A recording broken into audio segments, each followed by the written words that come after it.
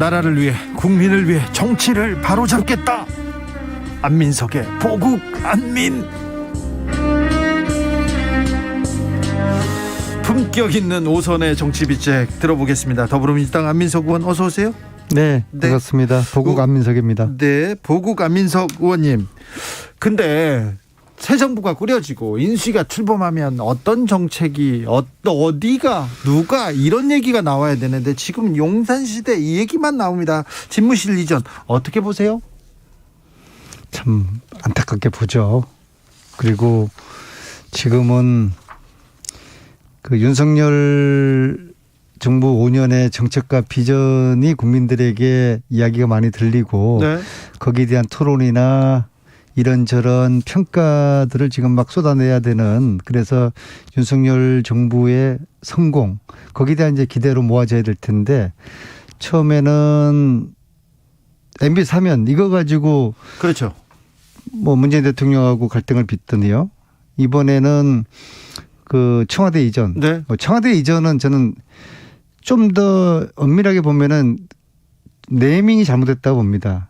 국방부 이전입니다. 국방부 이전. 네네. 굉장히 심각한 이제 그 문제인데요. 네. 그래서 이러한 것은 기본적으로 윤석열 당선자께서 정치를 모르시기 때문에, 정치는 타이밍의 예술이거든요. 네. 타이밍을 잘 못 맞췄다. 5월 10일 이후에 해야 될 거를 왜 지금 해가지고, 본인이 지금 대통령도 아닌데 윤석열의 대통령 임기는 5월 10일부터입니다. 그래서 5월 10일로 그거를 좀 다시 미루고, 그다음에 정치인의 가장 용기는 잘못을 인정하는 겁니다. 빨리 이거 철회하시고 네.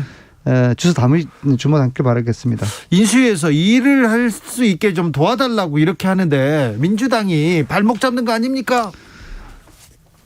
위법을 저지르고 있는데 이걸 어떻게 도와줍니까? 문재인 대통령께서는 다른 어떤 거는 몰라도 위법은 절대로 용인하지 않는 분이시거든요. 네, 위법상. 네네. 네. 그래서 이 대통령 인수하는 것이 네.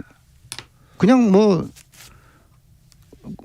뭐 사람들 간에 그냥 좋은 게 좋은 걸 하는 게 아니에요. 법에 명시가 되어 있습니다. 예, 대통령 인수위원회 법 그 7조에는요.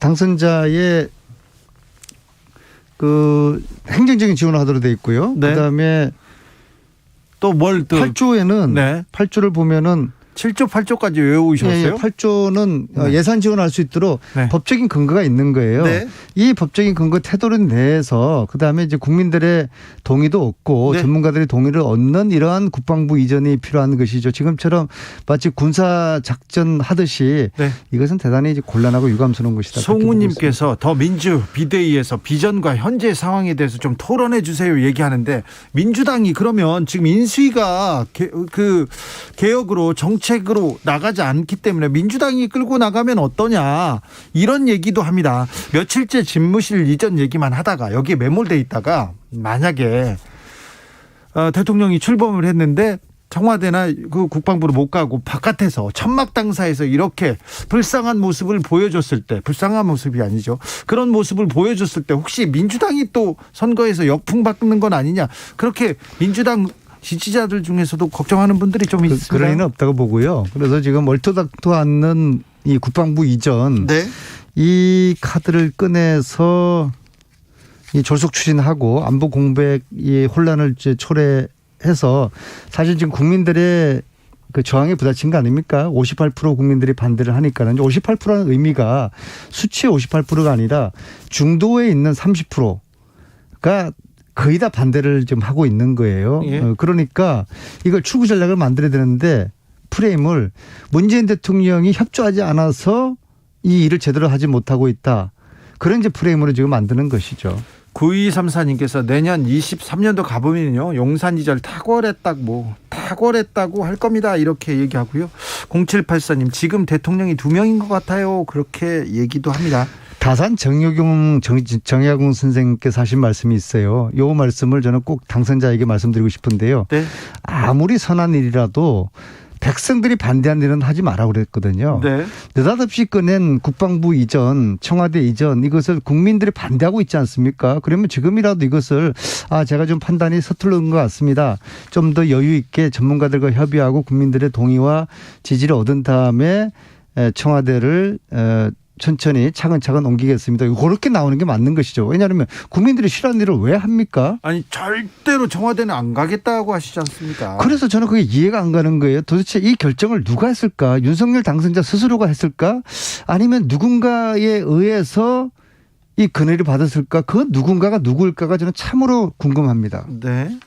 민주당으로 좀 가보겠습니다. 자, 3285님께서 들어가는 일은 들어가서 하는 들어가서 일은 하는 것이고 들어가기 전에 해야 할 일인지 뭐 있지 않겠습니까? 한번 들어가면 나오기 힘드니까 쿨하게 해보시라고 시작하면 좋지 않을까요? 얘기하는데 민주당에서 이전 비용이 한 500억 든다고 했지 않습니까? 그러니까 500억 들어요? 네, 하고 싶다니까 그럼 500억 밀어주고 하는 걸 보고 그 이후에 판단을 해도 될. 지금 주 기자님께서도 그렇게 말씀하시는 게 아니죠. 이게 이전하고 이사하고는 틀린 거예요. 마치 지금 윤석열 당선자께서 청와대 이전을 이사로 착각하시는 것 같아요. 이전과 이사라니요? 그렇죠. 이사는 그냥 집만 빼가지고 물구만 옮기면 되는 겁니다. 근데 지금 같은 경우 청와대 같은 경우에는 거기에 안전 그 시스템만 하더라도 한 50가지가 되는데 이거를 옮기는 것만 하더라도 한 3개월이 최소한 걸린다는 게 전문가들의 이야기지 않습니까? 네. 그러니까 이거 단순하게 이사의 개념으로 보면 안 되는데 윤석열 당선자께서 네. 이전을 이사의 개념으로 좀 생각해서 이런 착각이 있는 게 아닌가. 네. 그다음에 아까도 말씀드렸듯이 또 다른 착각은 본인의 임기가 지금 시작된 것인 줄 지금 착각하시는 것 같아요. 윤석열 대통령의 임기는 5월 10일까지입니다. 5월 10일부터입니다. 이런 의견도 있습니다. 500억이면 가능하다고 했으니까 나머지는 윤석열 정부에서 감당하셔야 될 거 아닐까요? 이렇게도 물어봅니다. 자, 민주당으로 넘어갈게요. 네. 민주당으로 넘어가고 다른 정책 얘기를 해야 되는데 며칠째 지금 청와대 이전 가지고 계속 얘기를 나누고 있어서 이게 과연 건설적인지는 잘 모르겠습니다. 자, 민주당은 어떻게 됩니까? 내일 원내대표 선거 있습니다. 누가 되느냐가 중요한 게 저는 아니라고 봅니다. 어떤 원내대표가 돼야 되는가. 첫째로 지금 현재 우리가 민생 입법 또 개혁 입법 이것에 지금 시간이 없어요. 완전 네. 시간 전쟁입니다. 5월 9일까지 이거 이제 끝내야 되는 것이고 이거는 우리의 선택이 아닙니다. 촛불 국민들이 민주당에게 부여한 미션인데 이걸 우리가 제대로 못하고 소홀하지 못했던 거 아닙니까? 두 번째로 이재명 후보가 대선 때 내셨던 이 공약 이것을 우리가 5월 9일까지 끝내야 되는 겁니다. 위생정당 방지법이라든지 국무총리 국회 추천 이거 좀 다음 차기 원내대표가 해야 되고요. 그다음 특히 대장동 상설 특검 이걸 해가지고 이 진실을 밝게 될 거 아니겠습니까? 이것을 못할 경우에 5월 9일까지 이것을 못하면은 나 원내대표 사퇴하겠다라는 정도의 약속을 하는 후보가 있으면 저는 그 후보에게 내일 표를 던질 것입니다. 그 후보가 누구예요? 아직까지 이것을 5월 9일까지 이 법들을 처리하지 못하면 사퇴하겠다는 후보가 아직까지는 없습니다. 그래서 그렇습니까? 오늘 주진우 라이브를 들으시는 후보님들께서는 요 약속을 하시면 저는 분명한 한 표를 드리고 저 표뿐만 아니라 오늘 아침에 최강욱 의원이나 김용민 의원하고 이재정 의원하고 김남국 의원하고 좀 조찬 모임을 했었거든요. 똑같은 저의 이런 이야기. 이거 법 통과 못 시키면 5월 9일 날 그 사퇴 하겠다는 그런 공약을 하는 후보에게 우리가 표를 주자라고 하니까 저는 다 동의했습니다. 이 표들이 상당히 많을 겁니다. 아니 지금 민주당은 당내 수습도 못하고 있는데 4월에 대표를 뽑는데 이걸 못하면 또 5월에 또 뽑고 그래야 됩니까? 아무튼 그렇게 결단해야 돼요. 이거를 통과하지 못하면 저희들의 지방선거 네. 장담하기 어렵습니다. 네. 아무튼 박광원, 박홍근 두 분 중에 누가 유력합니까? 그러니까 개인의 문제가 아니라니까요. 두 분 중에서 제가 지금 말씀드린 이런 그 민생개혁 입법들을 통과시키겠다. 예. 그런 분에게 우리가 표를 줘야 된다고 보고요. 그다음에 네. 특히 이게 자칫하면 이제 개파 대리전 성격이 될 수가 있는 것이거든요. 그래서 그렇게 보인다. 네. 그래서 그렇게 되면은 국민들 보시기에 아직도 정신 못 차렸구나. 그렇죠. 예, 아직 반성 못하고 있구나. 그렇게 보이니까 의원들이 현명하게 판단하셔서 네. 개파 대리전이 아니라 네. 누가 더 우리에게 남은 5월 9일까지 남은 입법 과제들을 아주 처절하게 치열하게 통과시킬 수 있는 진정성을 가진 후보일까. 네. 여기에 저는 판단의 기준이 섰으면 좋겠습니다. 민주당은 정신을 차렸습니까? 아직까지 반의 반도 못 차린 것 같고요. 왜냐하면 지난 대선 끝나고 보름 동안에 네. 비대위원장 문제 가지고 시간을 저는 네. 헛송세월을 보냈다고 보거든요. 네. 지금은 처절하게 반성하고 쇄신하고 그걸 통해서 통합을 해서 지방선거 준비를 하고 지방선거 승리를 해야 되는데 네. 참 아까운 보름을 보냈습니다. 지금이라도 네. 새로 원내대표가 선출되면 우리가 정신 바짝 차리고 반성하고 혁신하고 통합의 길로 가야 됩니다. 민석 의원님의 얘기에 동의하시는 분들이 좀 많습니다. 1474님, 대선 때 이재명 후보 공약 마무리 짓는다면 민주당 다시 일어날 수 있다고 생각합니다. 이렇게 동의하는 분이 있습니다. 신종우님께서 질문을 했습니다. 안민석 의원님, 대통령 되면 청와대 들어가실 건가요?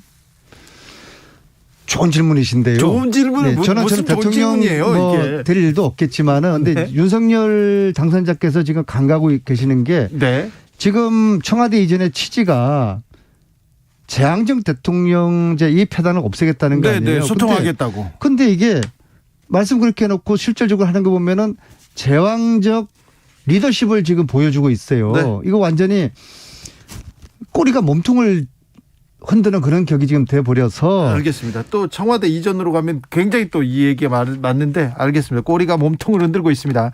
2584님께서 민주당 자아 비판 좀 그만하시고 사과 좀 그만하시고요. 사과만 하지 말고 좀 결단을 보여줘라. 실행력을 보여달라는 주문 같습니다. 의원님. 특히 이제 원내대표 선거할 때요. 네. 그렇죠. 당원들 보시기에 답답할 거예요. 특히 원내대표 선거가 네. 개파 간의 대리전에 대해서는 안 되고 네. 당원들의 의중이 실린 당원들의 뜻을 존중하고 당원들이 원하는 것을 할 수 있는 그런 사람이 원내대표가 될 수 있는 네. 당원들의 뜻을 담은 원내대표 선거 시스템으로 바뀌어야 된다고 생각합니다. 그렇죠. 지금처럼 의원들 간의 친소관계 뭐 고등학교 대학교 그러한 관계 내지는 개파 간의 그런 관계에 의해서 이렇게 원내대표가 결정되는 이런 방식은 상당히 비민주적인 것이고 저는 이후에 좀 당원들의 뜻이 담길 수 있는 원내대표 선거 시스템으로 그렇게 바뀌어야 된다고 생각합니다. 당 전체도 마찬가지고요. 아무튼 네. 당이 당원 중심의 당이 되도록 혁신하는 게 이게 저는 굉장히 당 혁신의 핵심이라고 보고 있습니다. 5474님 정치개혁 정당개혁 없나요? 그런 얘기를 계속하고 있는 것 같습니다.